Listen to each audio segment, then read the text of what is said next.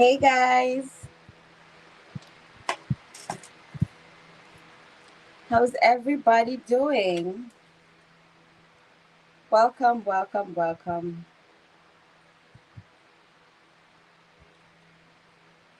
Everybody doing okay?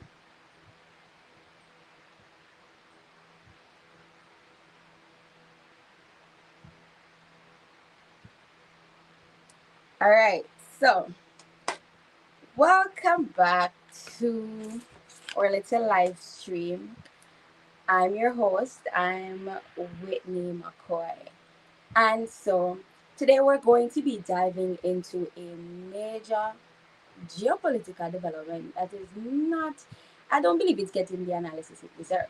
So, on one hand, we have a massive US military buildup in the Caribbean Sea, including the arrival of the USS Gerald R carrier strike group, one of the largest deployments in the region in decades. And, well, on the other hand, we have Venezuela's President Nicolás Maduro going on television preaching peace, dialogue, and diplomacy, and dancing two different things, or well, two different messages being sent out at the same time.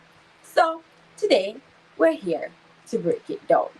So, first, let's talk about what exactly is happening right now. Let's start with the facts. So, the USS Gerald R. carrier strike group, one of the most advanced and powerful military assets on Earth, is now operating in U.S. Southern Command's area, right in our backyard in the Caribbean Sea. Washington says the buildup is aimed at, well, combating narcotics trafficking, um, dismantling transnational Caribbean organizations, and a whole bunch of stuff, reinforcing regional security. But several analysts say this is also a clear pressure move against Venezuela's President Maduro, who the US considers an illegitimate leader. I mean, let's be real. You don't declare a nuclear capable carrier group for routine operations. This is a big power messaging. I mean, it's loud and clear. While over here, here's the contrast now. Just as these warships enter the region, President Maduro has been striking a very different tone. He's on TV calling for peace in the hemisphere. He's doing the peace dance, respect for sovereignty. And he's doing all the shebang, he's trying to make diplomatic engagement and regional unity. The US is saying something completely different though. He's reminding everyone that Venezuela wants dialogue and not conflict. But we must ask, is this genuine peace messaging or, just strategic positioning? Because when a leader talks peace while a superpower moves warships next door, there's usually more happening behind the scenes, right? I mean, let's take a look at these videos. Here we have President Maduro on stage, doing the peace dance. The people, United States, listen to me. War of Caribbean, war South America. No. Peace. Yes. Y es una tarea que les doy desde aquí a todas las fuerzas populares, sociales, políticas, militares, policiales, a todas las fuerzas de la patria, a no caer en provocaciones en ningún momento, pero a movilizarse con fervor patriótico para decirle: fuera de aquí, barcos imperialistas, fuera de aquí, amenazas militares. Venezuela se respeta.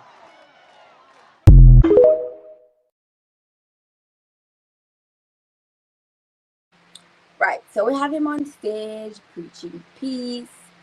Well, we have the US talking about something completely different. I mean, he was even doing a peace dance. Just check it out.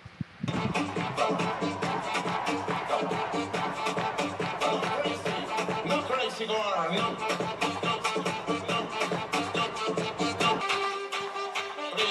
Please. Yes, peace. Yes, peace. Peace to the bear. She boss for she boss, boss, boss. She boss, boss, boss. She boss, boss, boss.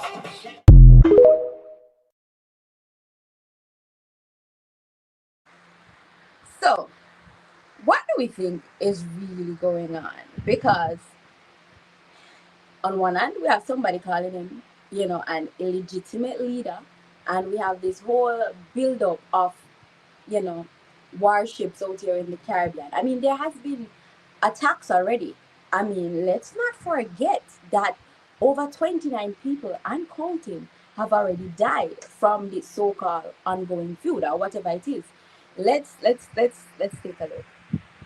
Every one of those boats that gets knocked out is saving 25,000 American lives. The Trump administration says dozens have been killed in a series of strikes on boats in the Caribbean and the Pacific, and it claims they were carrying drugs and narco-terrorists to the United States. But it hasn't provided any proof of this. So, where does Trump get his 25,000 American deaths figure from? Well, we asked the White House, and they couldn't say. The US government has released footage of boats being destroyed, but it doesn't say exactly what drugs were on board or what type, making it difficult to assess Trump's claim. There's also no way of knowing how many lives are saved by these drug interceptions. For context, nearly 74,000 people died in the US from drug overdoses in the year up to April 2025. That's equivalent to about 3 intercepted drug boats, according to Trump's own figure. Opioids like fentanyl were involved in the majority of these deaths, and Trump has claimed one boat from Venezuela was carrying fentanyl when it was hit. But US authorities say fentanyl is primarily produced in Mexico and comes over the border into the US. Experts say these attacks could be breaking international law. Even so,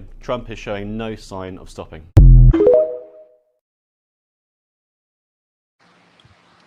So, there is that as well. I mean, let's break down the geopolitical chessboard. 1. United States is signaling dominance, deploying the U.S. Navy's most advanced strike group. It's a show of force, a reminder that the Caribbean is historically, America's sphere of influence. On the other hand, Venezuela is attempting to appear diplomatic. Maduro knows a military confrontation with the U.S. It's just not winnable. So, of course, the peace messaging protects him politically and internationally. Also, regional governments are quiet. Caribbean leaders are watching carefully. But most are not commenting publicly because, of course, they depend heavily on US trade.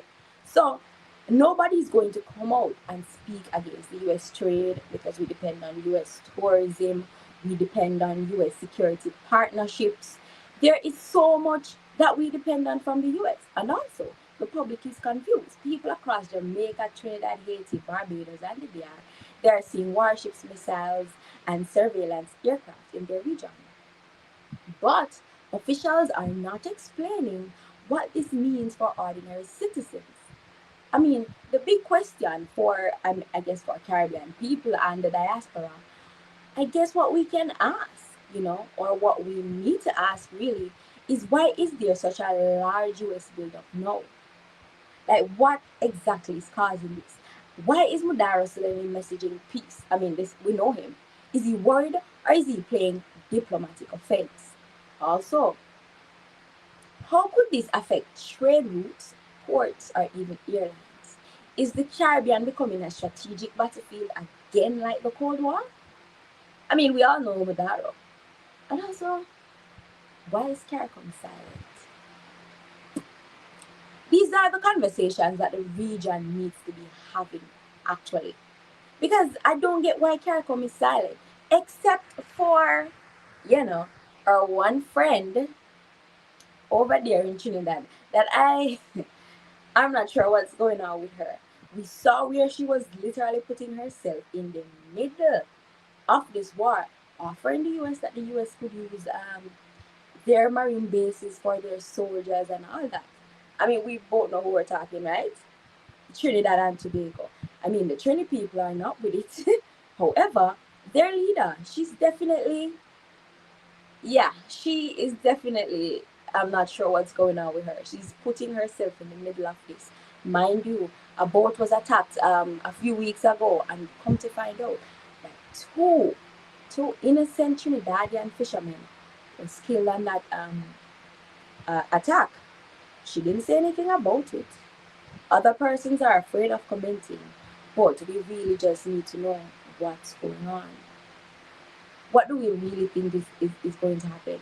Is it because we are so dependent on the US for tourism, for the US dollar, because the US holds so much power?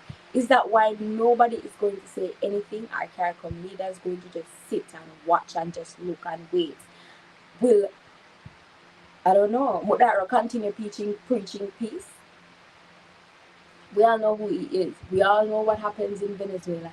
Yes, I'm not saying that, drugs trafficking is not happening, but is it that these boats cannot be stopped and searched the proper way?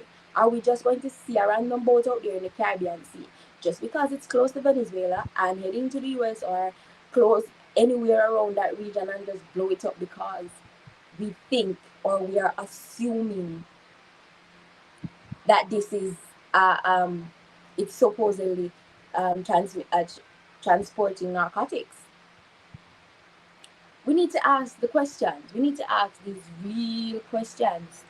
So let me know in the comments, that do you think US deployment is about security, or is it about controlling Venezuela? And what exactly do you think of Maduro's peace messaging? Is it sincere, or is it a political chess move? Drop your thoughts. I'm reading your comments on live. Dillian King 1 says, nobody wants war. And Osman said, except the greedy. Except the greedy. There must be something. There has to be more to the situation.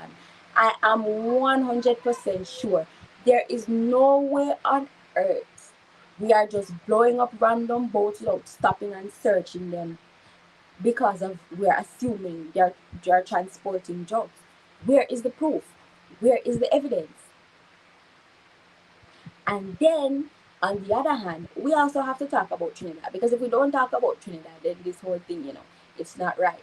We have the Trinidadian Prime Minister, because of, immigration and with Venezuelans crossing the border to Trinidad. She says that, frankly, she's tired of them. She's tired of Venezuelans crossing the border and coming over.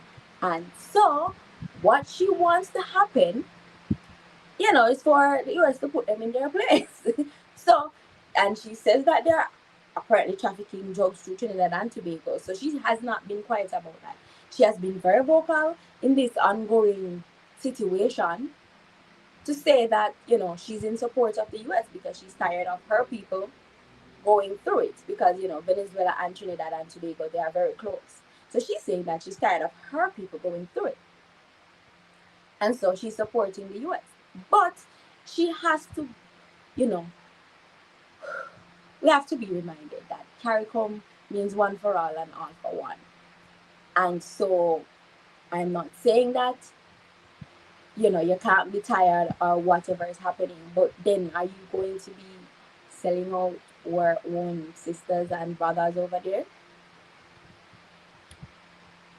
Trinito the Bone says, the Trinidad Prime Minister comes across to me like a Kamala Harris. Shake me head. They don't care about black people.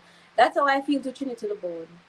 I'm not, she herself, she's not exactly, 100% black, but she just, somebody did say she's on, I'm not going to say, but something is definitely happening with her, because no logical person is going to offer up a military base for their neighbor, for a foreign country, a foreign power to come in and fight their neighbor for just, because of immigration. That seems highly unlikely. There has to be more to this story. There has to be more, and there has to be more that's not being said. CARICOM is, as usual, preaching peace, peace, peace. I don't think we can manage a war right now out in the Caribbean Sea. Jamaica is just getting back on their feet, and we're not even 100% back on our feet yet. We're still, we're still working on it. So, of course, we cannot manage a war right now out there in the Caribbean Sea, because then we're gonna have to come together.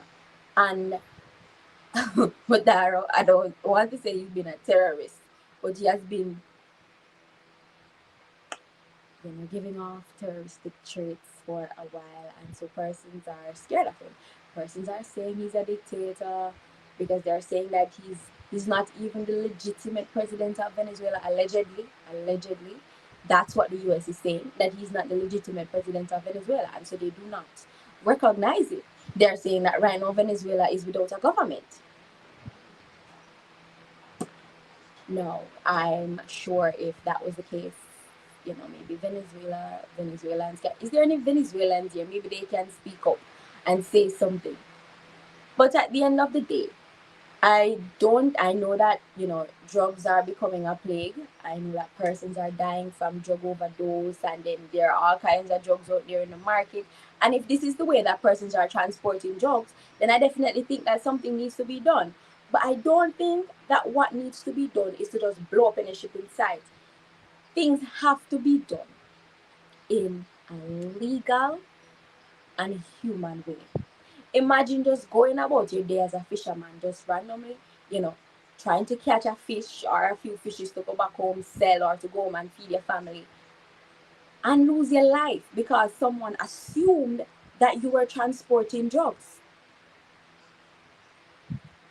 This is nonsense. This is absolute nonsense, and something definitely needs to be done about it now. Nobody's going to say anything to the powers that may be because, of course, they are very powerful, and people are scared of what their economy might be. Chain to the Bone says East Indians practice colorism. She will support the US for that reason. You never tell a lie. Chain to the Bone, you never tell a lie. You are actually not lying. But, we all just need to come together, and we all just need to, say no to war. No to war, and yes to peace. Like Mudara is dancing. Mudara is doing his little peace dance. I mean, I'm not sure what's going on with him. I'm not sure if he's just, he's suddenly scared, because we all know that, the foreign military is very powerful. They have all kind of, the USS, how strong, how powerful that ship is. You know how many carriers, how many warplanes and all that are on board that carrier. So I'm sure he caught, my grandmother would say him catch him afraid. I'm sure him catch him afraid. And as such, he's suddenly preaching peace. He's suddenly preaching peace when, he did say a couple months ago that we will not back down. Venezuela will not back down. Suddenly he's preaching peace. So, there had to be something that happened with that ship, with that shift. Maybe he saw where he wouldn't be able to manage a war. Venezuela would be able to manage a full-scale war right now, or what? We don't know. But we need answers, and I don't think that warship is necessary. I honestly do not believe that warship is necessary right now out there. Oh my God, we have fishermen that are there literally fishing and trying, you know, trying to make a life for themselves and to feed their family. And so for that I ask, while we are out here with the war against drugs, please remember that innocent people, remember that innocent people are out there trying to make a living. To the Bone says, are they bombing the boats traveling to and from Trinidad and Tobago? Right now, they're bombing anything out in the Caribbean Sea, to the Bone. They are bombing anything. They're usually bombing anything close to Venezuela, and we all know that Venezuela and Trinidad and Tobago are very, they are close to each other. And so anything them catch, that gone. They just want to see a boat that they suspect, or somebody tell them, that might be one of those boats, and then yeah. So that's what's happening. We're just asking for it to be done in a humanly and a ethical way. Stop the boats, search them, go on board. Don't just bomb them. Go on board, search them. If you find anything, I'm not saying bomb the boats, because come on now. Yes, they might be doing whatever they want to do, but everybody has.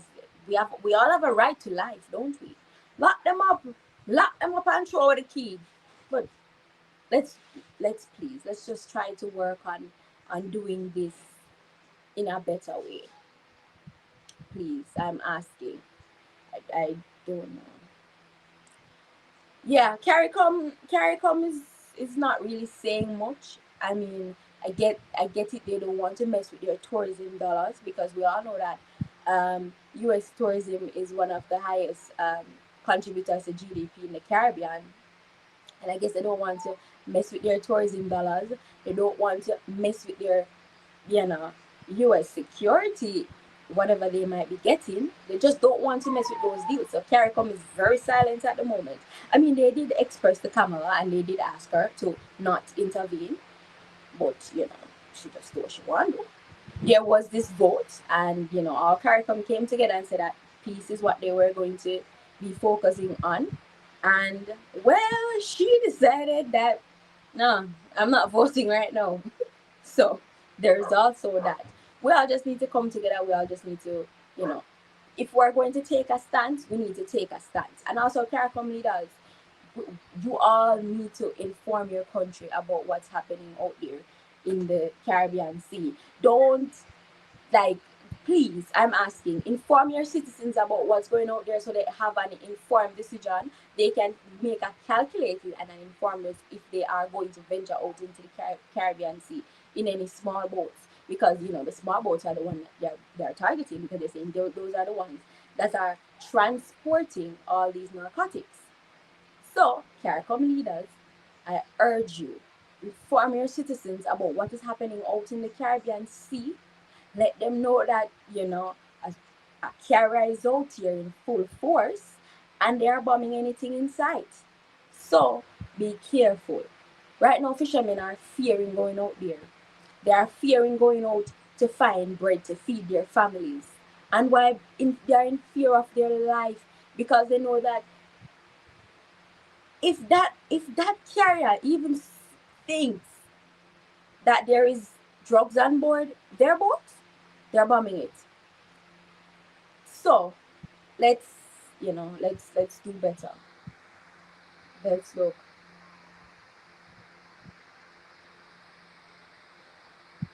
Yep. Let's watch some more videos. Today, the world's biggest aircraft carrier, the USS Gerald R. Ford, arrived in the Caribbean Sea. It is now also in striking distance of Venezuela. Today, new video of the latest U.S. attack on a small boat suspected of transporting drugs. So far, at least 80 people have been killed. CBS's Charlie D'Agata in San Juan, Puerto Rico, leads us off tonight. So U.S. officials tell us that the Ford aircraft carrier crossed into the Caribbean this morning along with 3 guided missile destroyers, part of its strike group, just adding to this massive U.S. military buildup not seen here in decades. The largest and most advanced warship in the world is now in America's most active battle zone. On board 4 dozen F-18 fighter jets, along with technology to jam radars on potential bombing runs. In St. Croix, we saw firsthand how the Ford's presence is adding to a buildup of military assets already on patrol in the Caribbean. The USS Lake Erie is a guided missile cruiser. It pulled up to dock here in St. Croix a few days ago to resupply and get the sailors on board some much-needed R&R. While some of the island's residents welcomed visiting sailors and Marines, John and Heidi Driscoll told us the ship's arrival left them feeling unsettled. Our local businesses can use everything they can, but it still worries me. Why does it worry you? I don't know what's going on. The fact that they're here, they're so close to Venezuela, it makes me very nervous. And when you speak to them, they don't know what's going on. As the U.S. military buildup gathers pace, Peace, peace, peace. Venezuelan President Nicolás Maduro used music to try and ease tensions. Imagine us people. Back in Puerto Rico, we found a naval station that was shut down in 2004, now fully operational with F-35 stealth fighter jets. So the Trump administration says this is still a drug interdiction operation. They're calling it Operation Southern Spear. But with all this U.S. military hardware in the region, there are plenty of options to widen that operation. Yeah. So we see concerned citizens in Venezuela just, just worried about what could possibly happen. Howard says, what are we talking about? Howard, we are talking about the fact that one of the largest warships, I know, parked, or well, docked off the coast of Venezuela. And the fact that there has been a number of attacks on supposedly or allegedly boats that have been carrying narcotics. And so to date, over 29 people have lost their lives.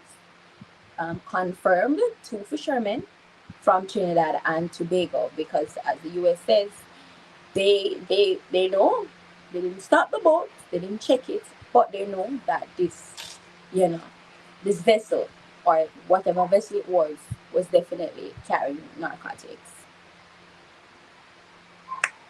Change to the Bold says they do not care about drug boats. This is all about getting Venezuelan resources. Well, that's another good point. That's definitely another good point, and that's another way of us looking at it. That could be the case. That could be the case, because as you can see from this video that we just watched, that lady, she's she's concerned. She's concerned for her business. She's concerned about the persons around, because not even them know what's happening. Nobody knows what's happening. There's just this large warship docked off the coast of Venezuela. You see Puerto Rico, which is very close. An abandoned naval base is now up and running. It's now up and running. So persons are still, they're still worried, because why did we need to bring back an abandoned?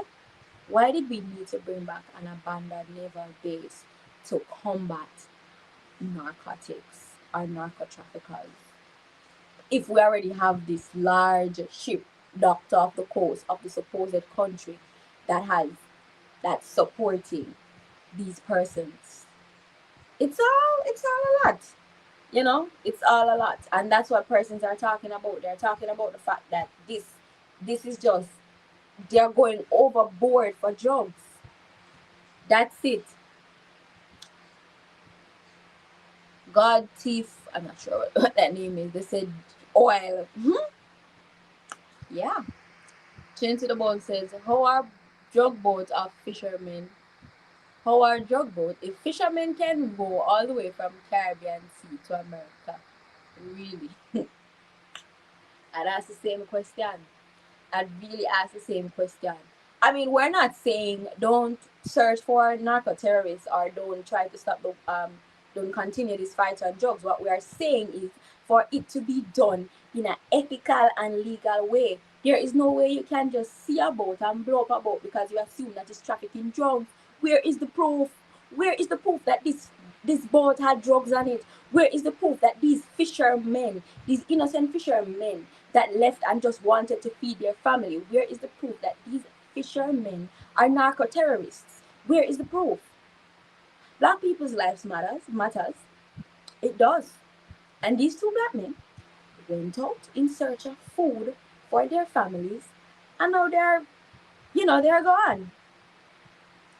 So I'm urging everybody, pressure your government, tell them to talk. Maybe if we have this conversation online, maybe they will be forced to chime in and give us their thoughts on what exactly they think is happening out in the Caribbean Sea, or what. I'm sure they must know something. CARICOM meets regularly. Are there no communication? So we all just see this large boat, this large war boat, actually, one of the most powerful in the world, docked off the coast of Venezuela out there in the Caribbean Sea, and nobody just gives. Nobody cares. We're just all going about our day because, it doesn't matter to us. I'm praying for our people, guys. I'm definitely praying for us out here in the Caribbean, and I hope it does not escalate.